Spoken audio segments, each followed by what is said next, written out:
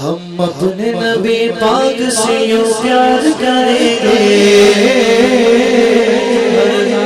सरकार का मिलाद करेंगे, हर हाल में सरकार का नहमदुहु व नुसल्ली व नुसल्लिमु अला रसूलिहिल करीम।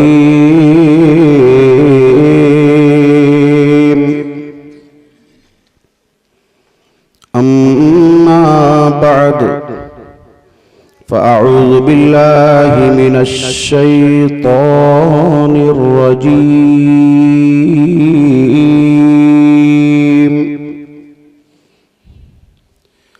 बिस्मिल्लाहिर रहमानिर रहीम।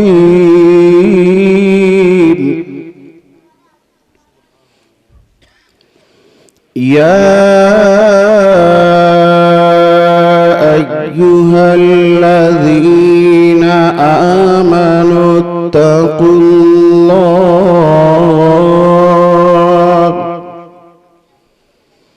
वकूनू मअस्सादिक़ीन।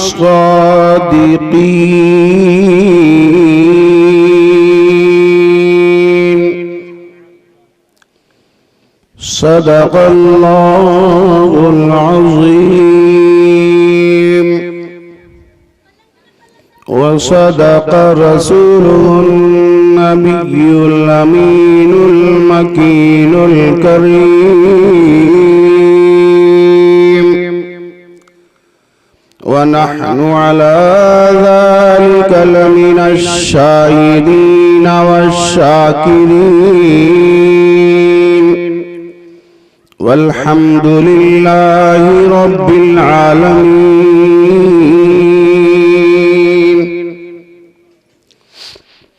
आइए सबसे पहले हम और आप अपनी अकीदतों, इरादतों और मोहब्बतों का खिराज बारगाहे रिसालत व नबूवत में पेश करें।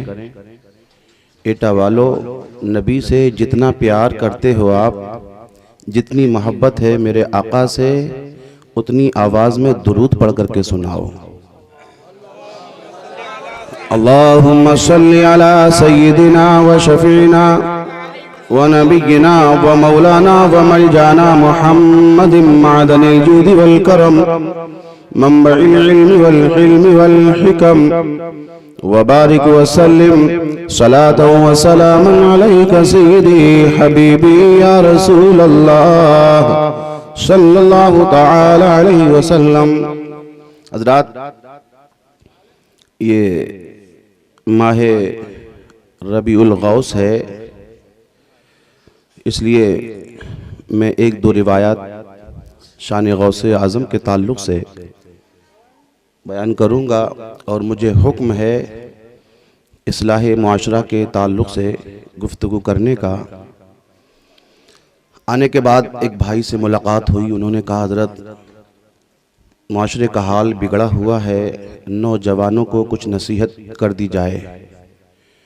दुआ करता हूँ अल्लाह मुझे हक़ बोलने, आपको हक़ सुनने और काबिल अमल बातों पर आपको भी और मुझको भी अमल करने की तौफ़ीक़ अता फ़रमाए। इंशाअल्लाह मैं शान गौसे आज़म से बयान करते करते आपकी इस्लाह के ताल्लुक़ से भी बयान करूँगा। एक मर्तबा और नबी और आले नबी पर दुरूद पढ़ लीजिए। सल्लल्लाहु अला नबील उम्मी सल्लल्लाहु ताला अलैहि वसल्लम। सलातन व सलामन अलैका सय्यदी हबीबी या रसूल अल्लाह सल्लल्लाहु ताला अलैहि वालैहि वसल्लम। अभी आपने कारी रियाजुद्दीन साहिब क़िबला से नात पाक और मनक़बत समाअत फरमाई। मैं भी दो तीन शेर आला हज़रत के दीवान से शान गौसे आज़म में पढ़ना चाहता हूँ। मशहूर ज़माना है वो कलाम, मैं अपनी अक़ीदत का खिराज पेश करना चाहता हूँ। एक मरतबा कहिए या गौस अल मदद। वाह क्या मर्तबा ए गौस है बाला तेरा, वाह क्या मर्तबा ए गौस है बाला तेरा। ऊंचे ऊंचों के सरों से कदम आला तेरा। सर भला क्या कोई जाने कि है कैसा तेरा। सर भला क्या कोई जाने कि है कैसा तेरा। औलिया मलते हैं आंखें वो है तलवा तेरा। औलिया मलते हैं आंखें वो है तलवा तेरा। और कसम दे दे के खिलाता है पिलाता है तुझे। कसम दे दे के खिलाता है पिलाता है तुझे। प्यारा अल्लाह तेरा चाहने वाला तेरा। प्यारा अल्लाह तेरा चाहने वाला तेरा। और ये तसल्ली का शेर है हम जैसे पापियों के लिए। मेरे सरकार आला हज़रत ने फरमाया कि बद सही चोर सही मुजरिमों नाकार सही। बद सही चोर सही मुजरिमों नाकार सही। ऐ वो कैसा ही सही है तो करीमा तेरा। है तो करीमा तेरा। और है रज़ा यूं न बिलक तू नहीं जय्यद तो न हो। है रज़ा यूं न बिलक तू नहीं जय्यद तो न हो। और सैयद जय्यद हर दहर है मौला तेरा। सैयद जय्यद हर दहर है मौला तेरा। बाबू ये पैर में सटा पैसे से पैरों में पैसे डाल दे पैरों में पैसे इधर कर दो। हजरात मैं टाइम का लिहाज करते हुए इंशाअल्लाह मैं थोड़ी देर गुफ्तगू कर लेता हूँ। एक मरतबा और दूसरी पढ़ लीजिए। सल्लल्लाहु अला नबिय्यिल उम्मी सल्लल्लाहु तआला अलैहि वसल्लम सलातुन व सलामन अलैका सय्यदी हबीबी या रसूल अल्लाह सल्लल्लाहु तआला अलैहि वसल्लम। सरकार गौसे आजम फरमाते हैं कि मेरी आंख की पुतली लौहे महफूज में रहती है और लौहे महफूज में कायनात की हर शय मौजूद है। यानी हमारा ये जलसा भी लौहे महफूज पे लिखा हुआ है। और गौसे आजम की पुतली लौहे महफूज में पता चला कि ये जलसा भी गौसे आजम की नजरों में मौजूद है। खुद इरशाद फरमाते तहदीस नेमत के तौर पर कि यदी अला मुरीदी कस्समाई अलल अर्दी। कहते हैं जिस तरह आसमान जमीन पर साया फिगन रहता है इसी तरह मेरा दस्ते करम मेरा हाथ भी मेरे मुरीदों पर साया फिगन रहता है। अभी मैंने एक जुमला सुना था कि और सब तो पीर होते हैं लेकिन गौसे आजम पीरों के भी पीर हैं, इसीलिए हम उनको पीरे पीरा कहते हैं। मेरे गौसे आजम ने खुद फरमाया इन्नल इंसा लहुम शुयूख व इन्नल जिन्ना लहुम शुयूख व इन्नल मलाइकता लहुम शुयूख व अना शैखुल कुल। फरमाया जिन्नों के भी पीर होते हैं, इंसानों के भी पीर होते हैं, फिरिश्तों के भी पीर होते हैं, लेकिन मैं अब्दुल कादिर न सिर्फ इंसानों का पीर हूँ, न सिर्फ जिन्नों का पीर हूँ, न सिर्फ फिरिश्तों का पीर हूँ, वो अना शैखुल कुल, मैं सब का ही पीर हूँ। सुभान अल्लाह। अजीजाने मोहतरम, इसीलिए तो हम गौसे आजम को पीरे पीरा कहते हैं। अल्लाहु अकबर। एक किताब है जिसका नाम है बहजतुल असरार, दूसरी किताब है जिसका नाम है तफरीहुल खातिर। इसमें ये वाक़या लिखा हुआ है, अल्लाह अल्लाह एक बहुत बड़े बुजुर्ग थे जो गौसे आजम के हम असर हैं, हम जमाना है, जिनका नाम शेख मोहम्मद मगरबी है। शेख मोहम्मद मगरबी गौसे आजम के हम असर बुजुर्ग हैं। अजीजान मिल्लत इस्लामिया बड़ी शान वाले हैं, बड़ी इज्जत वाले हैं। एक दिन इसी तरह जिस तरह मैं बैठा हूँ और आप मेरी बातें सुन रहे हैं, वो शेख मोहम्मद मगरबी भी अपने मुरीदों को कुछ बात फरमा रहे थे,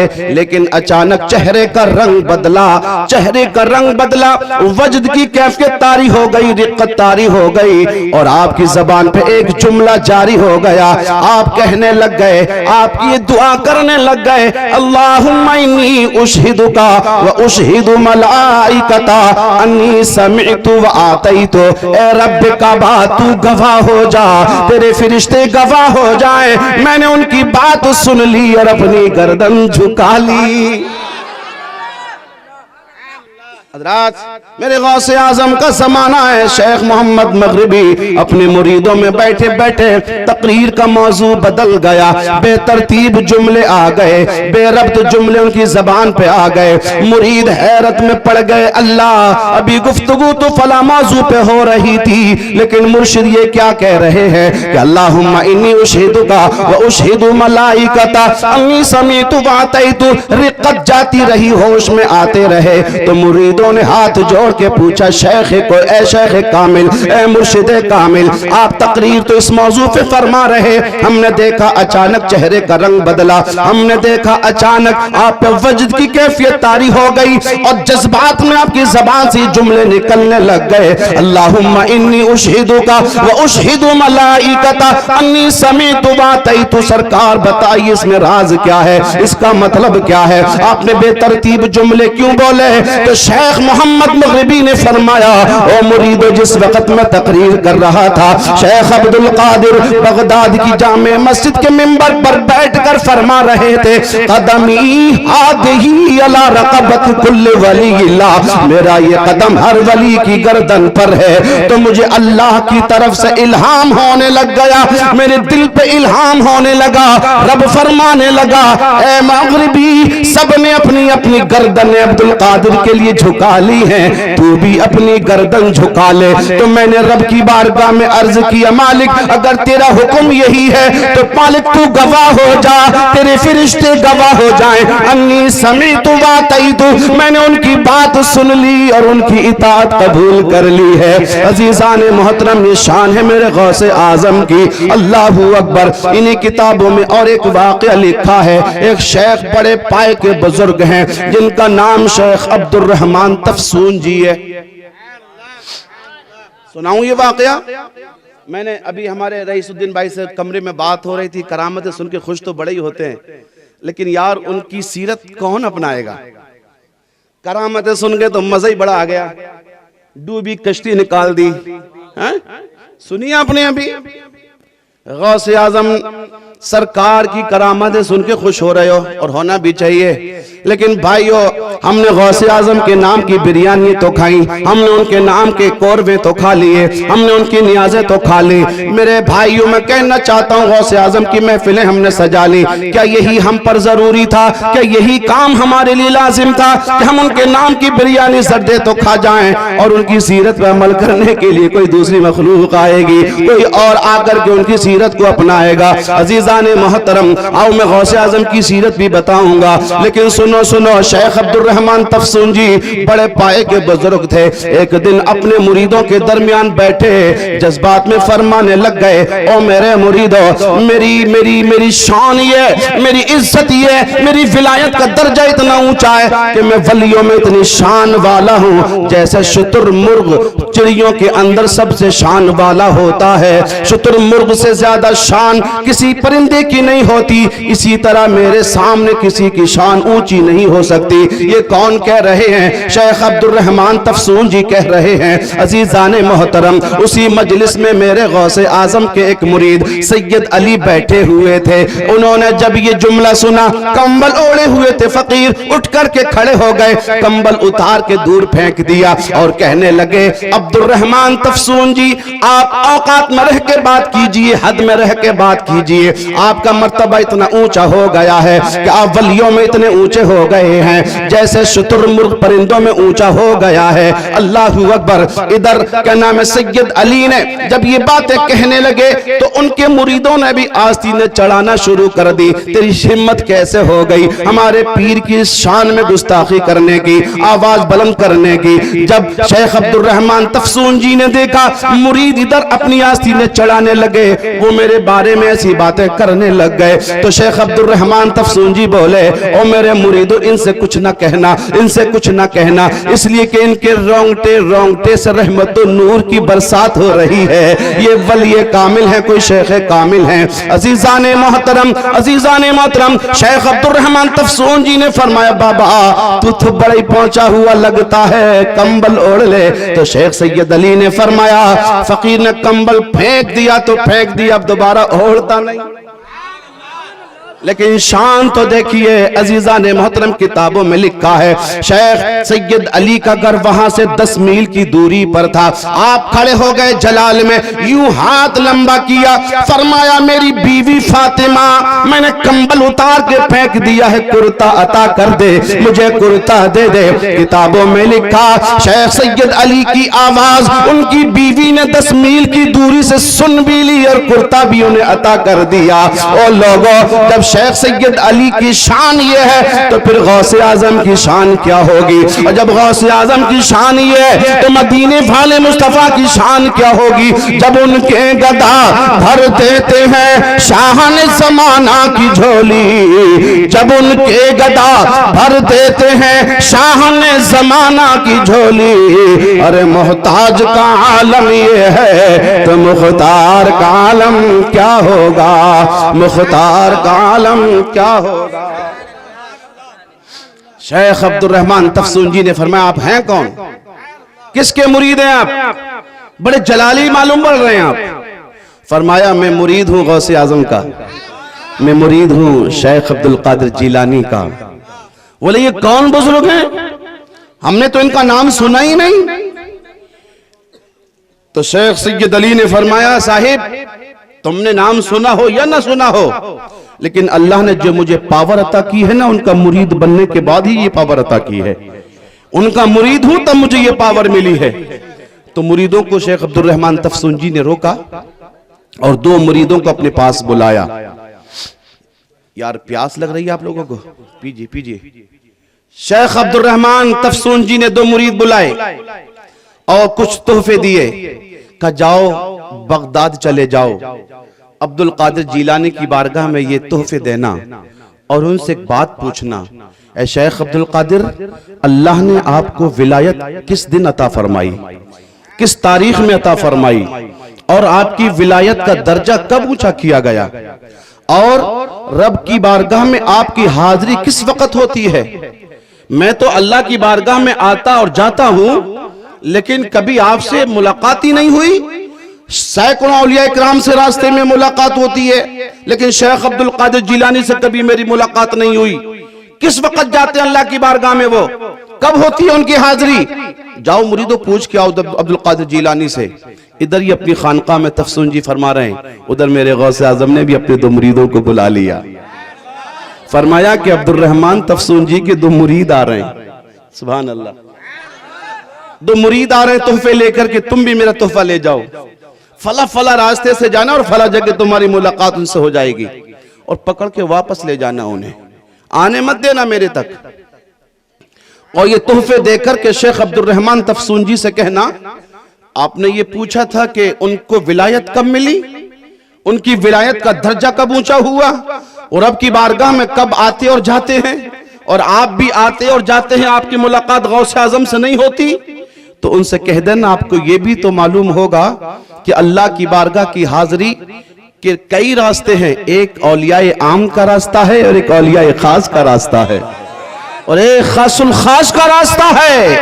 ऐ शेख अब्दुल रहमान तफसून जी तुम अल्लाह की बारगाह में आते हो और जाते हो तो औलियाए आम के रास्ते से आते और जाते हो, अब्दुल कादिर राज के दरवाजों से जाता है और आता है।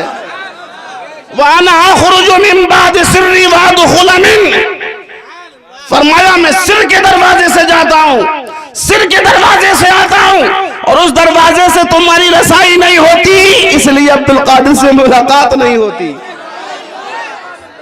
और मेरी विलायत की तारीख पूछने वाले शेख अब्दुल रहमान तफसून जी, अल्लाह ने फला महीने की फला तारीख को तुझे विलायत अता फरमाई, और सुनो ये काम भी अल्लाह ने मेरे हाथों अंजाम दिया। तेरी विलायत का दर्जा फला तारीख में ऊंचा किया गया, और ये काम भी मेरे हाथों से हुआ।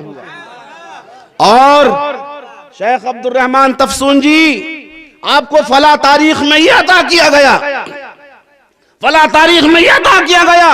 तो शेख अब्दुल रहमान तफसून जी फरमाने लगे, और मेरे मुरीदों ये राज तो मैं जानता हूं या मेरा अल्लाह जानता है, ये बगदाद में बैठा हुआ अब्दुल कादिर कैसे जानता है? अरे ये तो बड़ी शान वाला बुजुर्ग लगता है, मैं तो इसके कदमों तक भी नहीं पहुंच सकता। तभी तो बरेली के इमाम ने फरमाया, है सर भला कोई क्या जाने कि है कैसा तेरा, औलिया मलते हैं आंखें वो है तलवा तेरा। औलिया मलते हैं आंखें वो है तलवा तेरा। अजीजान मोहतरम, ये शान गौसे आजम है। अगर मैं शान गौसे आजम बयान करने लग जाऊं ना तो फिर सुबह हो सकती है, लेकिन मेरे जैसा कम इल्म गौसे आजम की शान का एक हिस्सा भी बयान नहीं कर सकता।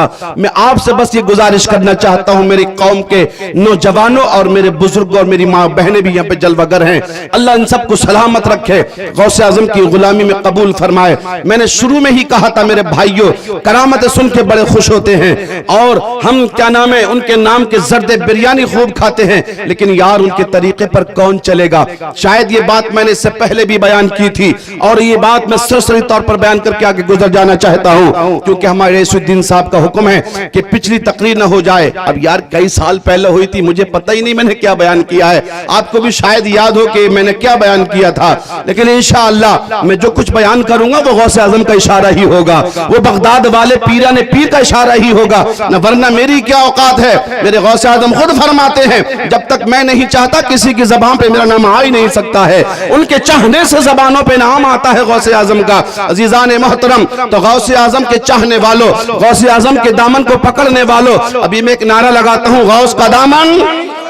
माशाअल्लाह बड़ी तेज आवाज थी आपकी आवाज तो ये बाहर तक पहुंची थी, गौस का दामन नहीं छोड़ेंगे। लेकिन मेरे भाइयों, मुझे शिकवा तो यही है, मुझे शिकायत तो यही है, हमने गौसे आजम का दामन पकड़ा ही कहां है, जो हम छोड़ने की बातें करने लग गए हैं कि हम उनका दामन नहीं छोड़ेंगे। यार पहले पकड़ तो लो यार, गौसे आजम का कौन सा दामन आप पकड़ना चाहते हैं? क्या कुर्ते का दामन या जुब्बे का दामन? कौन सा दामन? अगर कुर्ते और जुब्बे का दामन समझ रहे हैं आप, तो गौसे आजम को आपने भी नहीं देखा है, आपके बाबा ने भी नहीं देखा है, आपके दादा ने भी नहीं देखा है, कि कुर्ते और जुब्बे का दामन कैसे पकड़ोगे? इस दामन का मतलब क्या है? तो उलमा इकराम फरमाते हैं, दामन का मतलब ये है हम गौसे आजम का रास्ता नहीं छोड़ेंगे, गौसे आजम का तरीका नहीं छोड़ेंगे। और मेरे भाई, हम तो सुबह को फजर की नमाज भी छोड़ते हैं, सोने से पहले इशा की नमाज भी छोड़ते हैं, ज़ोहर और असर भी छोड़ देते हैं, मगरिब का हमें पता ही नहीं चलता कब अजान हो गई, और दावा यह है कि गौसे आजम का दामन नहीं छोड़ेंगे। मैं आपको रुसवा नहीं करना चाहता हूं,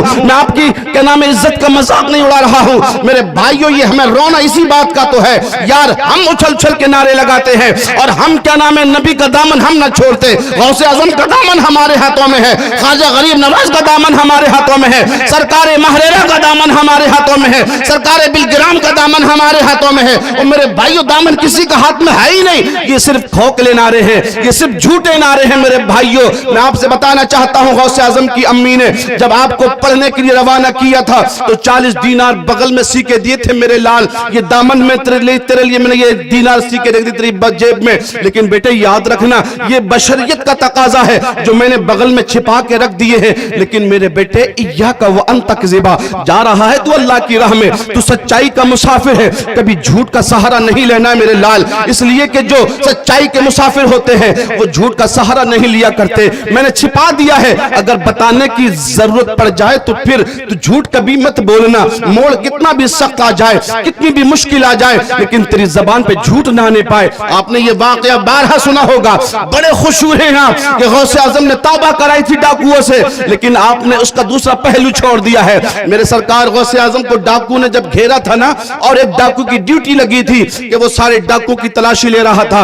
आपके पास कुछ है? हर कहने वाला यही कहता, नहीं मेरे पास तो कुछ भी नहीं है। जब तलाशी ली जाती तो बहुत कुछ माल मिल जाता, जो तलाशी ले रहा था उसका बयान है। मैंने एक शहजादे को देखा, मैंने एक नौजवान को देखा, 18 साल का चमकता हुआ वो चेहरा, पेशानी पे उसकी नूर बरस रहा था। चेहरा देखो तो देखते रह जाओ, इतना हसीन और जमील था, लेकिन देखने में बज़ाहिर ऐसा लग रहा था कि इसके पल्ले कुछ नहीं होगा, इसके दामन में कुछ नहीं होगा, इसके पास कोई पूंजी और पैसा नहीं होगा। इसलिए मैंने उसको छोड़ दिया। यार क्या पूछूंगा इससे, बड़ा खूबसूरत है, ये झूठ तो बोलेगा ही नहीं, ये दामन के इसके दामन में कुछ है ही नहीं, इसके पल्ले कुछ है ही नहीं। आगे बढ़ गया और पूछने लगा दूसरे के नाम है काफिले वालों से। लेकिन अजीजान मोहतरम, उसके दिल की आवाज आई, नहीं तेरी ड्यूटी तो यह है कि हर एक से तुझे पूछना है, हर एक की तुझे तलाशी लेना है। वापस आता है शेख अब्दुल कादिर जिलानी के पास और आकर के बोला, हल माका शै, शहजादे तेरे पास भी कुछ है, तेरे पल्ले भी कुछ है। अब गौसे आजम ने नहीं फरमाया मेरे पास कुछ नहीं है, देख लेना कुछ भी नहीं है। मेरे गौसे आजम ने फरमाया, नाम मई 40 दीनारा।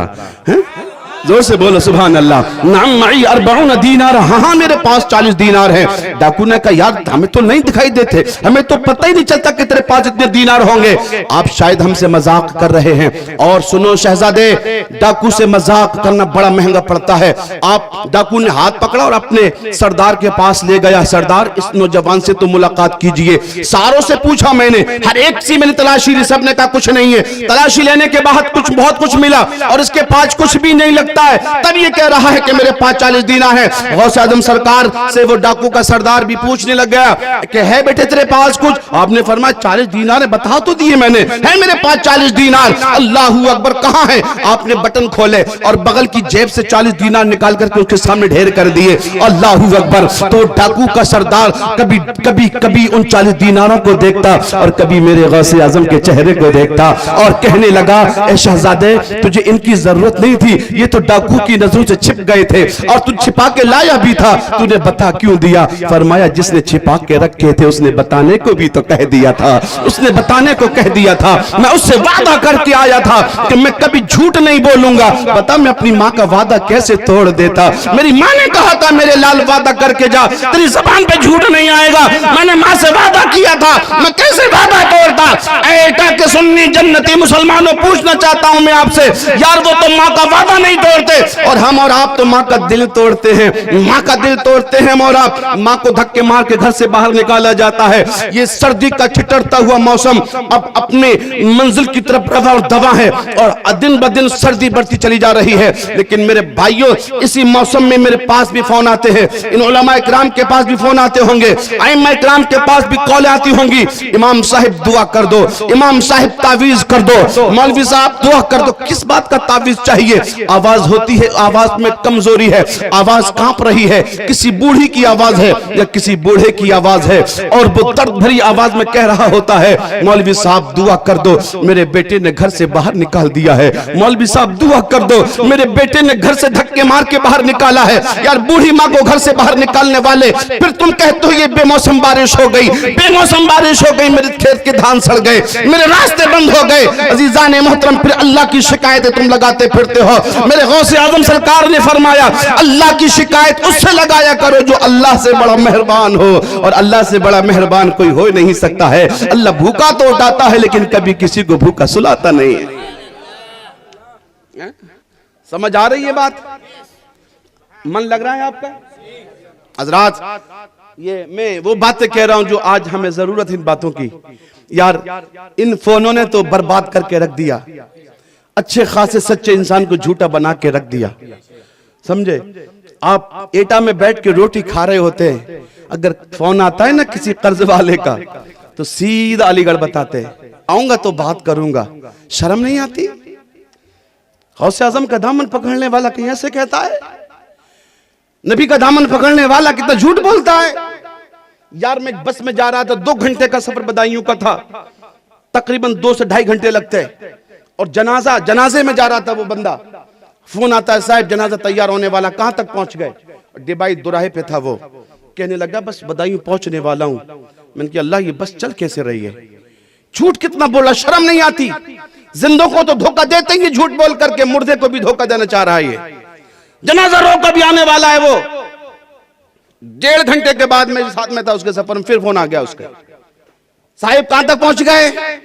बोले बदायूं पहुंचने वाला हूं। बोले यार 1-1.5 घंटे पहले भी बदायूं और अभी भी बदायूं। कहने लगा साहब गाड़ी में पंचर हो गया। मैं अल्लाह इन बातों की हिफाजत फरमाना, कहीं इसकी झूठ की वजह से कहीं अजाब ना आ जाए, गाड़ी में कोई तबाही ना आ जाए यार। फिर कहते गौसे आज़म मुसलमान था, अस्सलाम वालेकुम वालेकुम अस्सलाम, मैंने उसकी जबान से सुना था मेरे भाइयों, और उसकी बूढ़ी माँ भी बगल में थी, वो भी वहां से बोल रही थी कैसे कह दो यार। फिर कहते गौसे आज़म का दामन नहीं छोड़ेंगे, हम तो झूठ बोलते हैं, सुबह उठते तो झूठ बोलते, शाम उठते तो झूठ बोलते। मेरे गौसे आज़म ने तो यार ऐसे मौके पे भी झूठ नहीं बोला था जहां पर कोई सच नहीं बोलता है। समझ आ रही है? फिर कौन अमल करेगा, कौन दामन पकड़ेगा उनका? कहां पकड़ा है हमने उनका दामन? मेरे गौसे आज़म की नमाज़ें क़ज़ा हुई माशाअल्लाह। कितनी बड़ी मस्जिद, एक सफ होती है छोटी सी, कितने थे शाह की नमाज में। फिर कहते बलाएं आ गई, मुसीबतें आ गई, मौलवी साहब बरकत नहीं होती, कमाते बहुत है पैसा रुकता नहीं। कितने भाई शिकायतें करते हैं, कारोबार चलता नहीं। मैंने एक कहानी पढ़ी थी यार कि एक बुजुर्ग सफर करते जा रहे थे, रास्ते में ऐसे गांव पड़ गए, रात हो गई, वो उस गांव में रुके, मस्जिद में जाके इशा की नमाज अदा की और वहीं बिस्तर लगा लिया। और रात को जब तहज्जुद में उठे ना, तो कहते हैं कि किसी रोने वाले की आवाज आ रही थी, रोने की। रोने में बड़ा दर्द था, बड़े दर्द के साथ रो रहा था। मैं मस्जिद में तलाश करने लगे, रो कौन रहा है, लेकिन आवाज तो रोने की थी, रोने वाला दिखाई नहीं देता। मैंने बारगाहे मौला में अर्ज की, अल्लाह ये रोने की आवाज आती है लेकिन रोने वाला नजर नहीं आता, इसके रोने में दर्द बड़ा है। और रोने वाला कह रहा था, अल्लाह जिन्होंने मुझे बर्बाद कर दिया तू उन्हें बर्बाद कर दे। अल्लाह जिन्होंने मुझे बनाकर तामीर तो कर दिया लेकिन उन्होंने सजदों से मुझे सजाया नहीं, तो उनके घरों को न सजाना। अजीजा ने मोहतरम, ये जब आवाज सुनी उस बुजुर्ग ने अल्लाह की बारगाह में इल्तिजा की, मालिक बता दे ये कौन रो रहा है। आवाज आई, मेरे महबूब बंदे, ये मस्जिद के मिंबर और मेहराब रो रहे हैं, ये मस्जिद की दरो दीवार रो रहे हैं और कह रहे हैं अल्लाह तबाह कर दे उस कौम को जिस कौम ने बना के खड़ा तो कर दिया लेकिन अपने सजदों से मुझे सजाया नहीं। और मेरे भाइयों, आप मस्जिद की बद्दुआएं लेकर के क्या खुश रह सकते हो? क्या आपके घरों में भलाई आ सकती है, खैर आ सकती है, बरकत आ सकती है? या छोटी सी मस्जिद है वो भी भरती नहीं, फिर भी गौसे आजम का दामन छोड़ेंगे नहीं। अजीजान मोहतरम, इसलिए डरो अल्लाह से, अल्लाह से डरो। एक दिन मौत का फरिश्ता आकर के आपकी रूह निकाल लेगा और आप कुछ भी नहीं कर सकते। वो दिन भी आने वाला है कि आपकी नाक में रुई ठूस दी जाएगी, आपके अंगूठे बांध दिए जाएंगे और आपके कीमती लिबास काट करके उतार दिए जाएंगे। कौन साथ देगा यार? न तेरा बाप तेरे साथ जाएगा, न तेरा भाई तेरे साथ जाएगा, न तेरा कोई दोस्त और तेरा महबूब साथ जाएगा, तेरे अमाल साथ जाएंगे। समझे? अमाल साथ जाएंगे। मेरा मौजूद टॉपिक नहीं है ये, न बताता मैं इसको बयान करता खोल करके। मेरे मुस्तफा करीम ने इरशाद फरमाया, तेरे 3 दोस्त हैं दुनिया में, 3 दोस्त हैं तेरे दुनिया में, और एक तो इतना बड़ा बेवफा है, इधर सांसों की डोर टूटती है उधर वो अपने रिश्ते तोड़ लेता है, और एक ऐसा दोस्त है जो तेरे कब्र तक तेरे साथ जाता है, वो बस वापस आ जाता है। लेकिन तीसरा दोस्त ऐसा है जो कब्र के अंदर भी जाता है। या रसूलुल्लाह, कौन है वो बेवफा जो सांसें टूटते अपने रिश्ते तोड़ता है? फरमाया, वो तेरी दौलत है, तेरा मकान है, तेरी दुकान है, तेरी गाड़ी है। यार तेरा तो नाम बदल दिया जाएगा, मरने के बाद तेरा नाम भी नहीं लेते। डेड बॉडी कहां है? जब तेरा जनाजा नमाज का वक्त होता है तो जनाजा कहां है? कब्र में उतारने जाते हैं तो मैयत को करीब कर लो। कभी डेड बॉडी, कभी जनाजा, कभी मैयत। किसी ने कहा ये अब्दुल करीम को आगे कर लो, अब्दुल करीम आ गए नमाज पढ़ लो। नहीं, उतना नाम बदल दिया जाएगा। यार तुम लोग तो 11 के चक्कर में पड़ा है। जिस गौस की महफिल में बैठे हो ना, ये गौसे आजम फरमाते हैं, मकान तूने बनाया है, बसेगा कोई और हिसाब तुझे जाके देना पड़ेगा। बता, कितनों का खून चूसा है तूने, कितनों का माल गबन किया तूने, कितनों के हिस्से मारे तूने, कितनों पर जुल्म और सितम करके तूने ये महल बनाया है। दे सकेंगे हिसाब?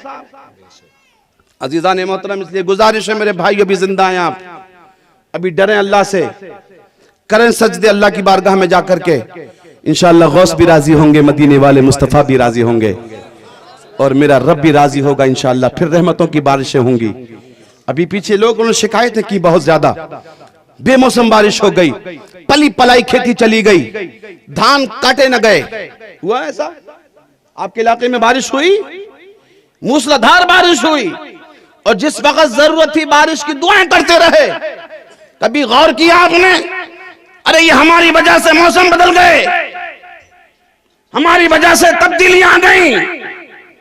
यार हम ये शिकायत करते हैं अल्लाह की, एक दूसरे से गौसे आजम फरमाते हैं कि शिकायत अल्लाह की उससे किया करो जो अल्लाह से बड़ा मेहरबान हो। और भाई कैसी शिकायत? आप कहते हैं हम तो कभी शिकायत नहीं करते, लेकिन कितने को पास जब फोन आता है ना, वो कहता है साहिब बड़ी परेशान हूं मैं यार, बहुत परेशान चल रहा हूं। भाई परेशानी कौन देता है? राहत कौन देता है? इज्जत कौन देता है? दौलत कौन देता है? जिंदगी कौन देता है? जिंदगी अल्लाह देता है, मौत अल्लाह देता है, राहत अल्लाह देता है, तकलीफ अल्लाह की तरफ से आती है। फिर कहते हैं मैं बड़ा परेशान हूं, फिर जिससे तू परेशानी की दुआई लगा रहा है, कर देना तेरी परेशानी वो दूर। आपको तो रोना भी नहीं आता, आपको शिकायत भी करना नहीं आती कि शिकायत किससे करना चाहिए, कौन तुम्हारी शिकायत को सुन करके तुम्हारी हाजतें पूरी करेगा। यार ये दुनिया के लोग हैं जो रो रो के पूछते हैं और हंस हंस के उड़ाते हैं। साहिब आप इनके पास जाकर के रोते हैं? काश आपको अल्लाह तौफीक बख्शे तो रात को सजदे किया करें, तहज्जुद में जाके रब से रोया करें, शिकायत अल्लाह से किया करें। और मेरे भाई हमें तो अल्लाह का हर वक्त शुक्र अदा करना चाहिए, अल्लाह का शुक्र अदा करना चाहिए। आप पूछेंगे मौलवी किस बात का शुक्र? अल्लाह ने तुझे हाथ दिए, अल्लाह ने तुझे पैर दिए, अल्लाह का शुक्र अदा कर। सरकार मूसा अला नबी ने अलैहिस्सलाम के जमाने में एक बंदा आया और हजरत मूसा से अर्ज करने लगा, अल्लाह के कलीम आप अल्लाह की बारगाह में जाते हो, एक बात कहना मेरी तरफ से। बोले क्या बात है? बोले अल्लाह से जाकर के अर्ज करना, मालिक मुझे दौलत बहुत दे दी है, मेरे पास जागीरें बहुत हैं, अल्लाह मुझे देना बंद कर दे, अल्लाह मुझे देना। और यार ऐसा भी कोई देखा है जो दौलत ना मांगे? उसने कहा अल्लाह से कह देना अल्लाह मुझे देना बंद कर दे। अल्लाह अकबर। हज़रत मूसा ने फरमाया ठीक अल्लाह से बात करेंगे, तेरे बारे में कह देंगे। आगे बढ़े तो एक और देखा, बड़े गरीब जो मिट्टी से बदन को छिपाए हुआ था, कपड़े भी सही से पहनने को नहीं थे। उसकी मुलाकात हुई तो कहने लगा अल्लाह के कलीम आप अल्लाह से शर्फ हम कलामी हासिल करते हैं, जाकर के मेरे बारे में बात कर लेना कि मुझे भी कुछ अता कर दे। सुभान अल्लाह, मुझे भी कुछ अता कर दे। हजरत मूसा ने कहा ठीक है तेरी बात भी हम मौला की बारगाह में रखेंगे। शर्फ हम कलाम में हुआ, अल्लाह ने इन दोनों की, मूसा अलैहिस्सलाम ने इन दोनों की बात अल्लाह की बारगाह में रखी। मौला तेरे एक बंदे ने यूं कहा है कि देना बंद कर दे, तो मेरे रब ने फरमाया उससे जाकर के कह दो मूसा वो मेरा शुक्र बंद कर दे, मैं उसे देना बंद कर दूंगा। वो शुक्र करना छोड़ दे, मैं उसको नवाजना बंद कर दूंगा। मालिक उसने ऐसे कहा है कि मुझे भी दे दे, तो मूसा जाकर के उससे कह देना कि मेरा शुक्र अदा करे, मैं उसे भी दे दूंगा। हजरत मूसा वापस आए, उस मालदार की मुलाकात हुई, मालदार ने कहा बात की अल्लाह से? बोले हाँ की। बोले फिर क्या हुआ, दौलत देना बंद कर देगा? कि नहीं, रब ने फरमाया दौलत कर देना तो बंद करेगा, लेकिन एक शर्त के साथ। वो शर्त यह है कि तू अल्लाह का शुक्र बंद कर दे, अल्लाह तुझे नवाजना बंद करेगा। तो फिर वो मालदार शख्स सर पकड़ के बहुत रोया, बैठ गया, रोते रोते कहने लगा अल्लाह के कलीम मैं अल्लाह का शुक्र कैसे बंद कर दूं जिसने मुझे औकात से ज़्यादा दिया है, जिसने मुझे औकात से ज़्यादा नवाजा है। मेरी औकात क्या थी, मेरी हैसियत क्या थी कि मुझे इतना नवाजा जाता, मैं उसका कभी शुक्र छोड़ नहीं सकता। तो मूसा कलीम ने फरमाया वो भी तुझे नवाजना छोड़ नहीं सकता है। ओ मेरे भाइयों, आप अल्लाह का शुक्र करो। और ये मैं किसी तावीज़ वाले की बात नहीं कर रहा हूँ कि जो दूसरों को बरकतें बांटता है और खुद तावीज़ का धंधा करता है। मैं ये अल्लाह के कुरान की बात कर रहा हूँ। कुरान कहता है ला इन शकरतुम ला अज़ीदन्नकुम, तू अल्लाह का शुक्र अदा करता जा, अल्लाह तेरी दौलत बढ़ाता चला जाए। पल्ले पड़ रही है? जरूरी है कि मैं चीख तकरीर करूं, तरन्नुम में तकरीर करूं? अच्छी लग रही है? बात पहुंचनी चाहिए चाहे किसी भी अंदाज में हो। जी हजरत, मुझे हुक्म है कि आप कुछ इस्लाह की बातें कर लीजिए। अजीजान मोहतरम, जब उस गरीब से मुलाकात हुई, साहिब अल्लाह ने मेरे बारे में क्या फरमाया, मुझे नवाजेगा मेरा मालिक? मूसा कलीम ने फरमाया नवाजेगा, लेकिन तू उसका शुक्र अदा करना शुरू कर दे। कहने लगा किस बात का शुक्र अदा करूं, पहनने को तो कपड़ा दिया ही नहीं है। तो मूसा कलीम ने फरमाया अल्लाह ने तुझे चलने को पैर दिए हैं, पकड़ने को हाथ दिए, इसी पे अल्लाह का शुक्र अदा किया करो। यार हमें अल्लाह का शुक्र अदा नहीं करना चाहिए? आप जाकर के देखो हॉस्पिटलों में कितने बीमार हैं, कितने सांस नहीं ले सकते, कितने मौत और जिंदगी के बीच जंग लड़ रहे हैं कि कब मौत आ जाए, कब जिंदगी वापस आ जाए। अरे किसी को 2 रुपए दवा के लिए नहीं है, लेकिन डॉक्टर ने कहा इसको ब्लड भी चढ़ेगा, खून नहीं है, और अल्लाह ने आपको सही और सालिम गौसे आजम की महफिल में भेजा है। हमें तो अल्लाह का जितना शुक्र अदा करना चाहिए यार, तक करता ही नहीं है। हमें जितना शुक्र अदा करें वो कम है कि मौला तेरा शुक्र है हम अभी किसी हॉस्पिटल में बीमार नहीं है, हम किसी हॉस्पिटल में भर्ती नहीं है। मेरे मालिक हमें तूने सही और सालिम रखा है, हम अभी बीमार नहीं है। यार एक मौलवी साहब कहते, मैं एक साहब के पास गया, 35 साल की उम्र लग गई उसकी, और तकरीबन 35 और 40 साल के दरमियान वो अपने छोटे छोटे बच्चों को बुला के सर पे हाथ रख के रो रहा था, अपने बच्चों से रो रहा था। और मौलवी साहब ने कहा क्यों रो रहे हो साहिब? उसने कहा मौलवी साहिब तुम्हें पता नहीं, मैं वो बदनसीब हूं कि जीते जी अपने बच्चों को यतीम देख रहा हूं। मैं 1 महीने का बस मैं जिंदा रहने वाला हूं। डॉक्टरों ने कहा कि मुझे 1 महीने के बाद मौत आ जाएगी, मुझे कैंसर की बीमारी है और कैंसर ने मुझ पर पूरा कब्जा कर लिया है, मैं 1 महीने के बाद मर जाऊंगा। मैं जीते जी अपने बच्चों को यतीम देख रहा हूं, पता नहीं मेरे बाद मेरे बच्चों का क्या हाल होने वाला है।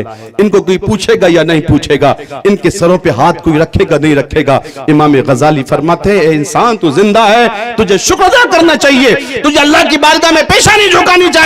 अल्लाह तेरा शुक्र है मेरे बच्चे यतीम नहीं है, मालिक मेरे बच्चे बेसहारा नहीं है। अरे गली में निकल के देखो बाहर कितने बच्चे तुम्हें बेसहारा मिलेंगे, जिनको कोई पूछने वाला नहीं, शफकत और मोहब्बत से उनके सरों पे कोई हाथ रखने वाला नहीं है। मैंने अभी एक क्लिक देखी थी, उसमें एक साहब एक बच्चे को रोटी दे रहे थे, तकरीबन 2 साल या 3 साल का छोटा सा बच्चा है, वो रोटी पे ऐसा ऐसा ऐसा झपटता है और उसको पकड़ के दोनों हाथों से मुंह से खाने लग गया, भूखा बाल उलझे हुए हैं।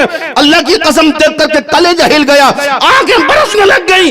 ऐसा भी दौर है हमारे यहाँ, ऐसे भी लोग हमारे यहाँ पर रहते हैं जो एक रोटी के लिए तरस रहे हैं। मेरे भाइयों वो कह रहा था साहिब नमाजें, आपके रोजे, आपकी ज़कातें, आपके तमाम ये इबादतें अल्लाह मुंह पे मार देगा अगर आपकी गली में कोई भूखा क्या नाम है बच्चा तड़प तड़प के भूख से मर जाए और आप पेट भर के खा के सो जाएं। मेरे भाइयों कभी हमने निकल के देखा है कितने गरीब भूख से मर गए, कितने लोग खाने से खाना बगैर खाए दुनिया से चले गए। हम तो पेट भर के खा के सो जाते हैं, लेकिन हमें अपने गली के भूखे की खबर नहीं होती है।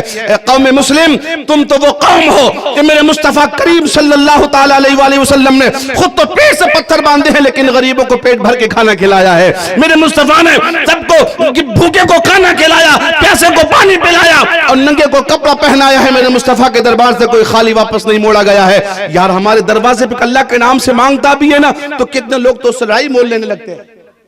साहिब क्यों मांग रहा है तू? यार तुझे पता नहीं उसके घर में चूल्हा नहीं जला है, उसके छोटे छोटे बच्चे रहे, वो भूखे हैं यार। और मेरे भाइयों इसलिए हमें अल्लाह का शुक्र अदा करना चाहिए कि मालिक तेरा शुक्र है कि हमारा हाथ तूने लेने वाला नहीं बनाया, देने वाला बनाया है। अगर वो लेने वाला बना देता तो क्या कर लेते आप? अगर आपकी चौखट पे कोई आया है तो फिर शुक्र अदा करना चाहिए, अल्लाह तूने हमारा हाथ देने वाला बनाया, लेने वाला नहीं बनाया। मेरे भाइयों शुक्र अदा कीजिए, अल्लाह का शुक्र अदा कीजिए। अल्लाहू अकबर। हम तो शिकायतें अल्लाह की लगाते हैं।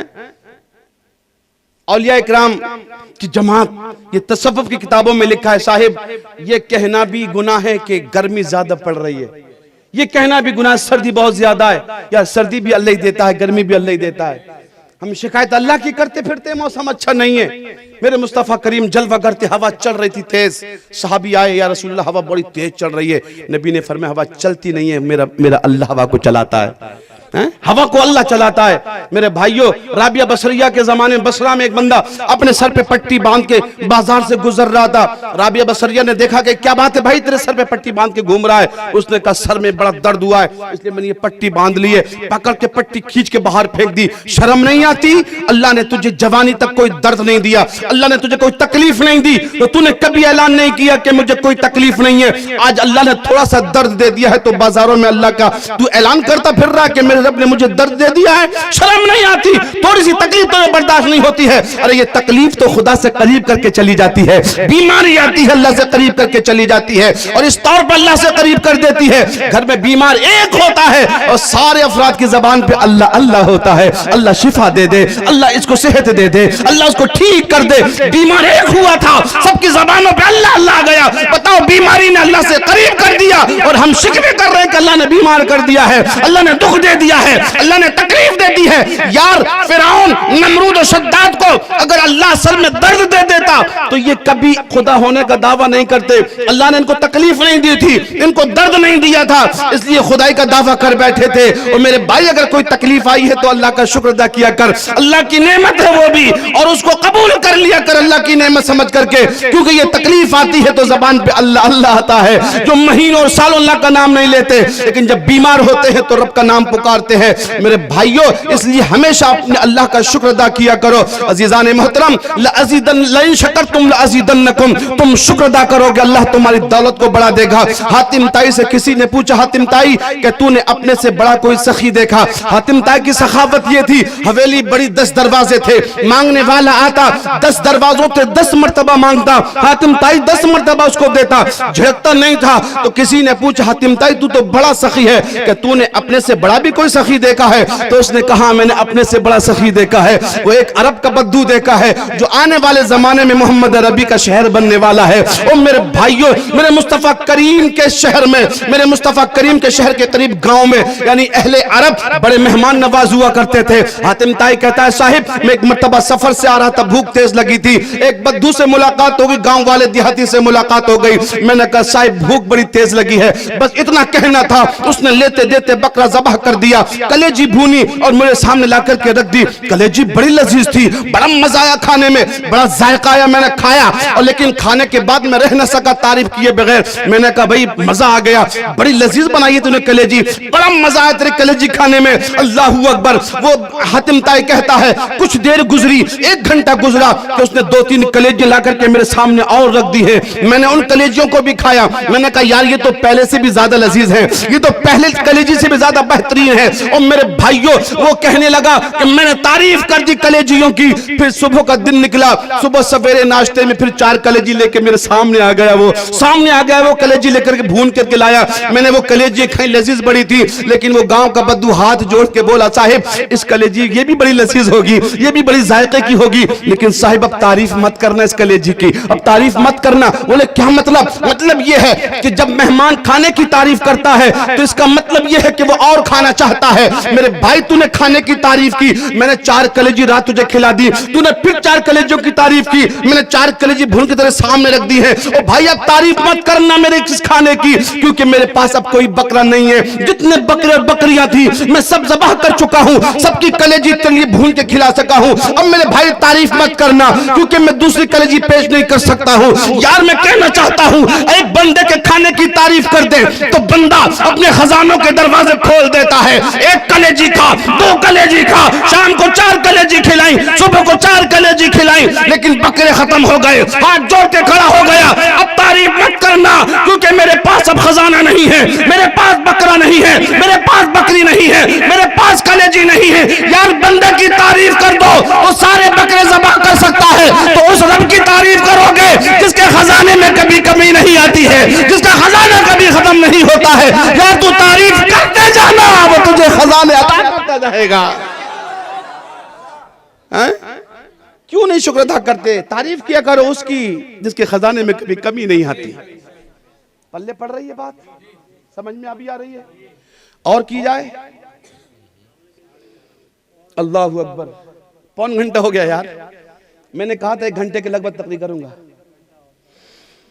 टाइम हमारे कह रहे हैं 1 घंटा और कर दो, कह दो सुभान अल्लाह। मेरे भाइयों, बस अल्लाह का शुक्र अदा करो कि अल्लाह ने हमें मौका दिया, हम गौसे आज़म की महफिल से जा रहे हैं। अगर इसको हुजूर का मिलाद कहते हैं तो हुजूर के मिलाद में बैठे हैं ना। कितने लोग तो इस वक्त आप तसव्वुर कीजिए, दिल्ली, बम्बई और बड़े बड़े शहरों में कोई जेब मार रहा होगा, कोई मोबाइल चला करके गंदे गंदे मनाजिर देख रहा होगा, कोई किसी के साथ किसी गुनाह में मुलव्विस होगा। लेकिन अल्लाह तेरा लाख लाख एहसान है कि अल्हम्दुलिल्लाह हम उस गुनाहों से बच करके हम गौसे आज़म की महफिल में बैठे, अल्लाह रसूल की बातें सुन रहे हैं। अल्लाह का फजल नहीं है ये, अल्लाह का करम नहीं है ये। लोग क्या क्या कर रहे हैं, अरे कुछ भी नहीं कर रहे होंगे तो रात में सो तो जरूर रहे होंगे ना, गफलत की नींद सो रहे हैं वो, लेकिन अल्लाह का शुक्र हम सो नहीं रहे, अल्लाह रसूल की बातें कर रहे हैं और सुन रहे हैं। मेरे भाई आपसे गुजारिश है, आप अपने माहौल को बदलिए, तब्दीली लाइए अपने माहौल में। मैं बात कर रहा था कि मेरे गौसे आजम सरकार ने वो कहा था कि मेरी माँ का वादा था, वादा नहीं तोड़ सकता। यार हम माँ का दिल तोड़ते हैं, माँ का दिल तोड़ते हैं। मेरे मुस्तफ़ा करीम ने फरमाया लहू अदरकतु वालिदैया व अहदहुमा व अना उसल्ली सलातल इशा व अक़रउ फ़ीहा बिफ़ातिहतिल किताब। मुसल्ले पे जा रहे हैं मेरे मुस्तफ़ा करीम और 1 लाख से ज्यादा सहाबा इकराम पीछे खड़े। आका की आंखें बरसने लग गईं और रोने लगे। मुस्तफ़ा करीम साहबा ने पूछा आका क्यों रो रहे हैं, किस बात ने रुलाया है? फरमाया मैं इसलिए रो रहा हूं, काश आज मेरे वालिदैन जिंदा होते या मेरी माँ जिंदा होती और मैं इशा की नमाज पढ़ा रहा होता, वह अक़रउ फ़ीहा बिफ़ातिहतिल किताब, और सूरह फातिहा की तिलावत कर रहा होता। मेरी माँ मुझे मोहम्मद कह के पुकारती, मैं नमाज छोड़ देता, माँ की जाके सुन लेता। यार उस नबी का कलमा पढ़ने वाली कौम अपनी माँ को घर से बाहर निकाल रही है, अपने बाप को घर से बाहर निकाल रही है, और बाप से लोग जवान जवान कहते हैं, अपने बाप की आंखों में आंखें डाल के मौलवी साहब कहते हैं तुमने किया ही क्या हमारे लिए? अरे हमने मेहनत की है तो घर बनाया है, तुमने क्या किया हमारे लिए? कहते ना कितने नौजवान अपने बाप की आंखों में डाल के आंखें कहते क्या किया तुमने हमारे लिए? शर्म नहीं आती? जब तू चल नहीं सकता था तो उंगली पकड़ के चलना तेरे बाप ने तुझे सिखाया। जब तू कमा नहीं सकता था और भाई गरीब था तेरा बाप, 2 वक्त की रोटी का इंतजाम करने वाला तेरा बाप बेलदारी करके, साहिब ईद के दिन तो खुद पुराने कपड़े पहनता लेकिन तुझे कभी पुराने कपड़ों में ईद नहीं करने दी। और उस बाप से कहता है कि तुमने क्या किया मेरे लिए? तेरी माँ से कहता है तूने क्या किया मेरे लिए? बच्चे 3 है, रोटियां भी 3 है, अकेली माँ बेवा है, रोटी खाने बैठे बच्चे, बच्चे बोले माँ तू भी खा ले, तो कहती है बच्चों मुझे भूख नहीं है, मैंने अभी खाई है, तुम खा लो। वो तुझे 3 रोटी खिला करके पेट भराने वाली और खुद भूखी अल्लाह का शुक्र अदा करके सो जाने वाली माँ से कहते हो तुमने क्या किया मेरे लिए? तुझे पता है तेरे बाप ने क्या किया तेरे लिए?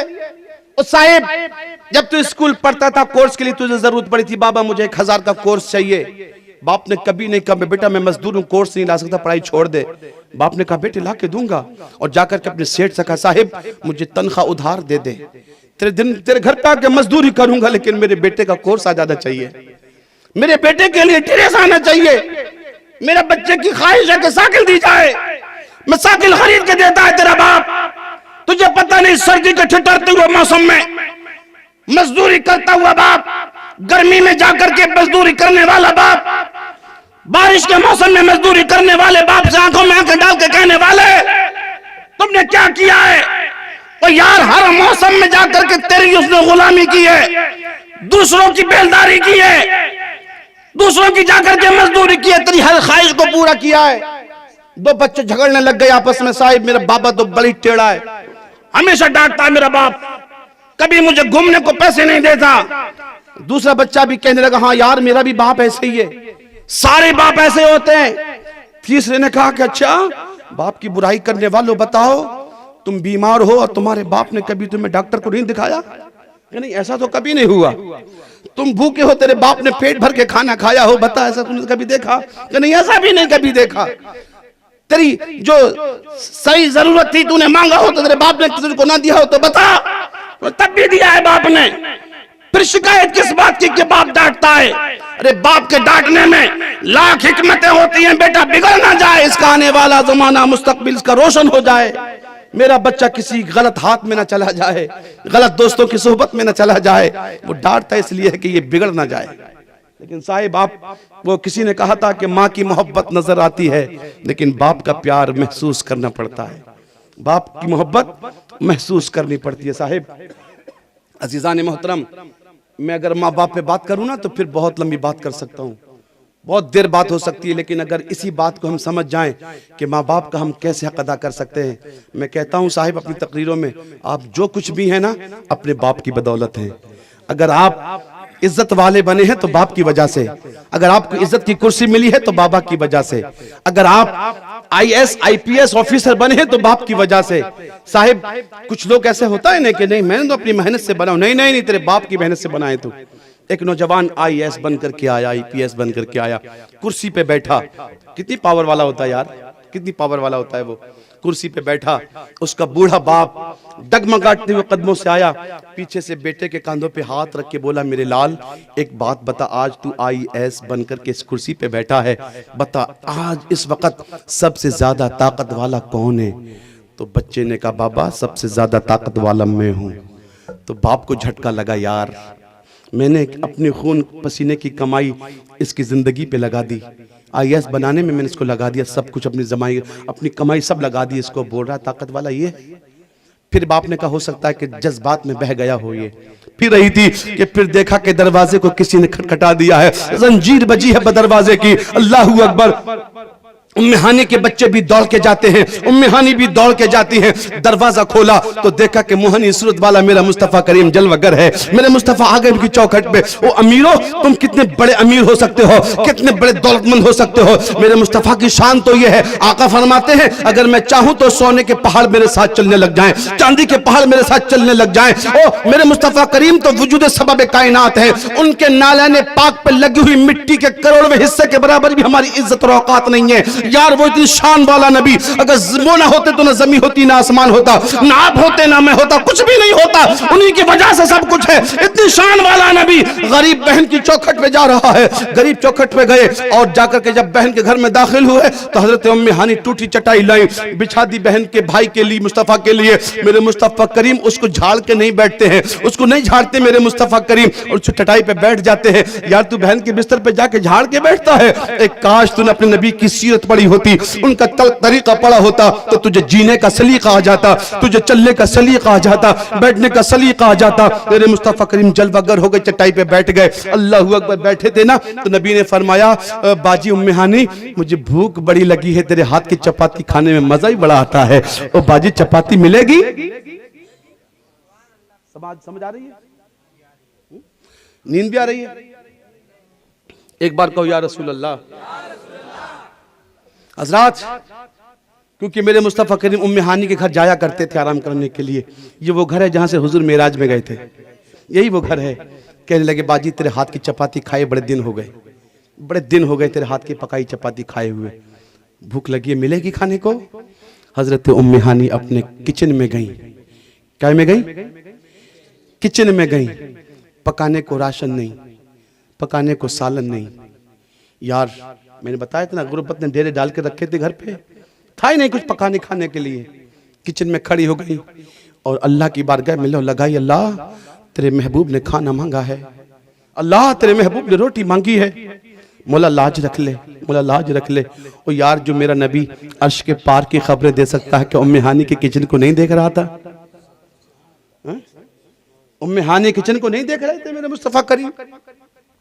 देख लिया किचन को मेरे मुस्तफा ने। आला फरमाते हैं, और कोई गैब क्या तुमसे नेहा हो भला, और कोई गैब क्या तुमसे नेहा हो भला, जब ना खुदा ही छिपा तुम पे करो दुरूद। जिससे खुदा ना छिपा हो, उम्मे हानी किचन कैसे छिप जाता? देखा राशन नहीं है, पकाने का सालन नहीं है, तो मुस्तफ़ा ने ये नहीं फरमाया कि यार छोड़ दो कोई बात नहीं है, फिर बाद में खा लेंगे। मैं होता यार आप होते तो कह बैठते, बाजी कोई बात नहीं है, नहीं है तो छोड़ दे, फिर अगली बार आएंगे तो खा लेंगे। नहीं कह देते ये बात, लेकिन ऐसा कहने में तो यार गुर्बत रुस्वा ना हो जाती, गुर्बत का जनाजा ना निकल जाता। अल्लाहू अकबर। मेरे मुस्तफ़ा ने उसी वक्त फरमाया, बाजी पकाएगी तो देर बड़ी लगेगी, जो रात की बची है वो खिला दे। इसका मतलब मेरा नबी देख रहा था कि रात की बची भी उम्मे हानी के घर में रखी हुई है, हॉट पॉट में रखी है ना, काय में रखते हैं आप लोग? हॉट पॉट बोलते हैं क्या? हाँ हॉट पॉट बोलते हैं। रखी थी उनके हॉट पॉट में। आप कह सकते हैं कि हॉट पॉट कहां से आ गया उस दौर में? भाई नाम बदल दिए हमने यार, उसी को हम पहले डलिया कहते थे, उससे पहले थाली थी। अब नाश्ता करते हैं ना सुबह को, ब्रेकफास्ट नहीं बोलते हैं आप लोग? ब्रेकफास्ट करने जा रहा हूं। दोपहर के खाने को कहते हैं लंच, लंच कर लिया, लंच, शाम को डिनर है तो वो खाना ही ना यार, नाम बदल गए। मेरे मुस्तफ़ा करीम सल्लल्लाहु अलैहि वसल्लम ने देख लिया कि हाँ इनके हंडी उसमें क्या नाम है डलिया में रोटी बची है रात की, कबाजी पकाएगी तो देर लगेगी, रात की बची दे दे। तो उनकी डलिया में आधी रोटी जौ की थी, वो भी सूख गई थी। अभी खुले में रख दो रोटी गर्मी के मौसम में तो सूख जाती, कड़ी हो जाती है, गेहूं की रोटी कड़ी हो जाती है। अल्लाह अकबर। आका की बारगाह में पेश कर दी वो सूखी रोटी। मैं होते और आप होते तो कहते दांत तोड़वाएगी, आंत फटवाएगी, बीमार करेगी मुझे।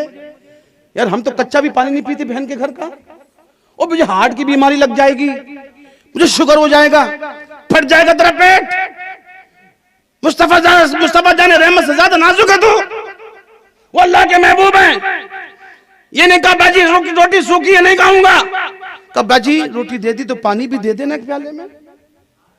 एक प्याला पानी लिया, तेरे मेरे नबी ने उसमें डिबो डुबो के खाया, और बाद में क्या फरमाया, बाजी तेरे हाथ की चपाती में मजा बड़ा ही आ गया, तेरे हाथ की चपाती में मजा बड़ा ही आ गया। ओ यार तू तो पानी नहीं पीता मेरे भाई, बहन तेरा कच्चा पानी पीऊंगा तो शुगर की बीमारी बढ़ जाएगी। नहीं नहीं मेरे भाई, तेरे नबी का तरीका तो यह है कि सूखी रोटी खा के भी मजा बढ़ा देते हैं। तुम्हें भी कहना चाहिए था बाजी तेरे पानी में मजा बड़ा ही आ गया है, तेरी चाय में मजा बड़ा ही आ गया है, क्योंकि तेरी चाय तो है सादा, तेरा पानी तो सादा है। लेकिन बहन मैं आरओ का पानी पीता हूँ, उस पानी में क्या नाम है आरओ का तो होता है, छना हुआ तो होता है, उसमें गंदगी तो नहीं होती, लेकिन बहन उस पानी में प्यार नहीं होता है। तेरे पानी में प्यार बढ़ी है, तेरे पानी में खुलूस बड़ा है, तेरे खाने में मोहब्बतें बड़ी हैं, खुलूस बड़ा है। और मेरे भाई तुम बहन के हाथ का कच्चा पानी पी के घर बाद में जाता, खुदा की रहमत तेरे घर में पहले आ जाती। इसलिए इन बीमारियों को अपने मुआशरे से निकालो, माँ बाप की इज्जत करो, बहन भाइयों के साथ मोहब्बत के साथ रहो, और नमाजों की पाबंदी करो, रमजान के महीने में रोजा रखा करो।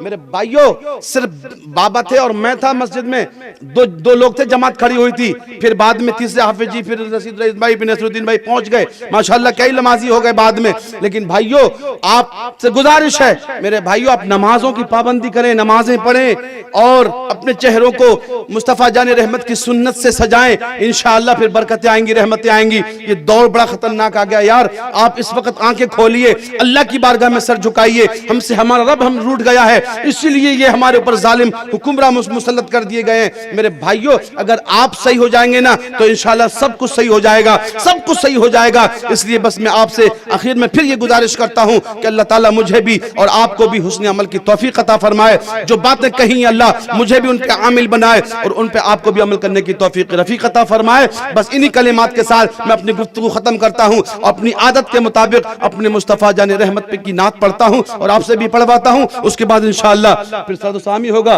फिर दुआ होगी इंशाअल्लाह, है ना। ये 11:30 बजे खत्म होना था प्रोग्राम, लेकिन 12:30 बज जाएंगे, घंटा लेट हो गया है। कोई बात नहीं, अल्लाह कबूल फरमा ले, अल्लाह कबूल फरमा ले। अजीजान मोहतरम आइए मुस्तफा की नात पढ़ते हैं, हुसैन के नाना की नात पढ़ते हैं, गौसे आजम के नाना की नात पढ़ते हैं, और कहिए हमारा नबी सबसे औला व आला, सबसे बाला व बाला, अपने मौला का प्यारा, वो दोनों आलम का दूल्हा, वो सब चमक वाले उजलों में चमका किए, सब चमक वाले उजलों में चमका किए, अंध शीशों में चमका हमारा नबी, अंध शीशों में चमका हमारा नबी, और सारे अच्छों में अच्छा समझिए जिसे है उस अच्छे से अच्छा हमारा नबी, सारे ऊंचों में ऊंचा समझिए जिसे है उस ऊंचे से ऊंचा हमारा नबी। कौन देता है देने को मुंह चाहिए, कौन देता है देने को मुंह चाहिए, वो देने वाला है सच्चा,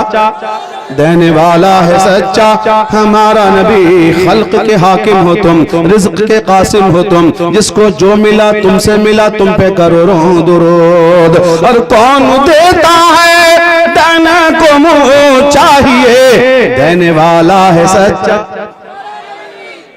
खाते हैं तेरे दर का, पीते हैं तेरे दर का, पानी है तेरा पानी, दाना है तेरा दाना, तू शमए रिसालत है, आलम तेरा परवाना।